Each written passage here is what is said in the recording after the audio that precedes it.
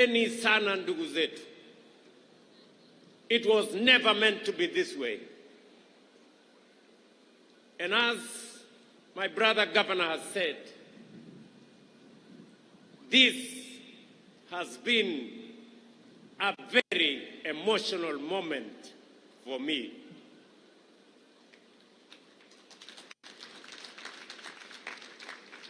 I want to tell you the story of Bakaja Ibrahim Osman.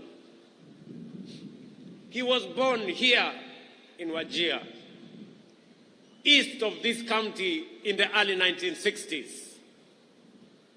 His parents were born here, but for years, every time Osman went to apply for identity card, the most basic document of citizenship, he was treated not as a Kenyan, but as a suspect, an illegal alien.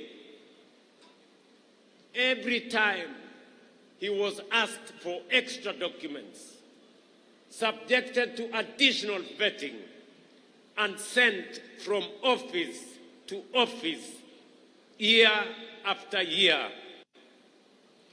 Osman was not alone. For more than 6 decades, this was the lived experience of hundreds of thousands of Kenyans in northern Kenya. Citizens were forced to prove they belong through a system built on suspicion, ethnic profiling, and bureaucratic humiliation. How could Osman and countless others like him be expected to pursue their dreams and build their future? The Constitution of Kenya says clearly, every Kenyan, regardless of their ethnicity, religion, or geography, deserves equal protection, equal dignity, and equal treatment under the law. That is why in February 2025, right here at Orahest grounds in Wajir town, I signed the Presidential Declaration on registration and issuance of IDs and birth certificates in northern Kenya and other counties, ending that system of discrimination. The results, ladies and gentlemen, are already being felt. Citizens like Abdirahman Ali Osman and Mariam Isaac Mohammed, both born in 2007 here in Wajir County, were among thousands of young Kenyans who turned 18 last year and walked away with their national identity cards. No hurdles, no extra documentation, no discrimination, no humiliation, just their rightful documents in their hands on time. That is how it should work. That is how it must work. That is how it will work for every Kenyan in every part of our republic. But let me be direct about what that decision was not. It was not an invitation for foreigners to acquire Kenyan documents illegally. Kenyan identity cards will only be issued to legitimate citizens of this republic.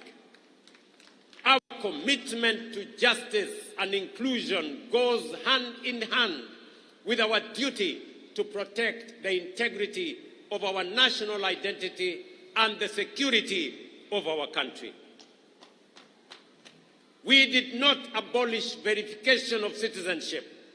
We abolished discrimination. We abolished the targeting of entire communities simply because of their ethnicity or place of birth. A strong nation does not choose between security and justice.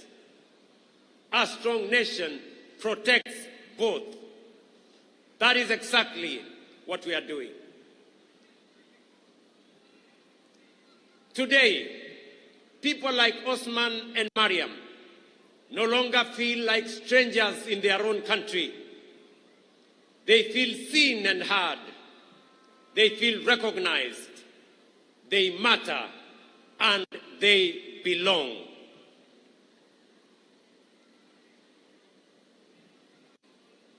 Ladies and gentlemen, yet we know that inclusion does not end with recognition. It must be reflected in people's daily lives, in the education of their children, the health that they access, the opportunities available to their young people, and the roads they travel on. That is why the bottom-up economic transformation agenda was conceived not merely as an economic program, but as a deliberate strategy for inclusion. This administration, my administration, has deliberately invested in northern Kenya and historically marginalized regions of our republic. Of all the investments, ladies and gentlemen, we are making in northern Kenya, none is more important than education, which is also the theme of this year's Madaraka: education, skills, and the future. Of all the tools a nation possesses, education is the most potent.